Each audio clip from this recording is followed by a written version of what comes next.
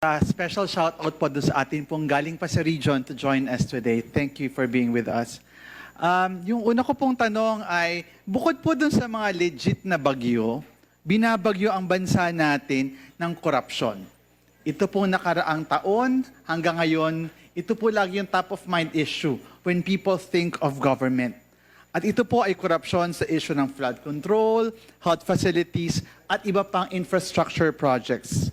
Sa totoo lamang po, COA dapat yung tatampal sa kamay ng korap at magsasabi na, huy, bawal yan. Pero sabi ng COA last year, 2 lang daw ang taga-audit natin ng flood control. Ang ending na ibulsa ang trilyong-trilyong pisong pera ng taong bayan. Ang tanong po ay, natugunan na po ba natin? Natugunan po ba sa kasulukuyang budget yung gap na ito? At sa ngayon po, ilan na po ba ang na-hire from last year to this year, Mr. Chairperson? Thank you very much, Kung Sendanya, for that question.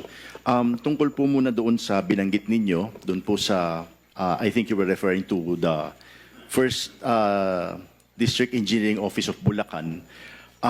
Ang ginawa po namin, galing na po sa central office ang naging tugon po namin through the Fraud Audit Office. So, ang ginawa po namin ay nag-conduct na po kami ng fraud audit on marami na pong na-take up na transaction po dun sa Bulacan. Actually, I think we're able to have around 50 fraud audit of 50 transactions. And ito nga po ang ginagamit na po ng ombudsman. Una po muna, nung una po ay sinabit po namin ito sa ICI. But nung pong natapos na po si ICI, we submitted everything to ombudsman. Ito na po ang ginagamit ng ombudsman for the cases that are being tried in the sa preliminary investigation po sa kanila, and then sa Sandigan Bayan na po yung iba. And also our auditors are the ones mga naging witnesses po dito.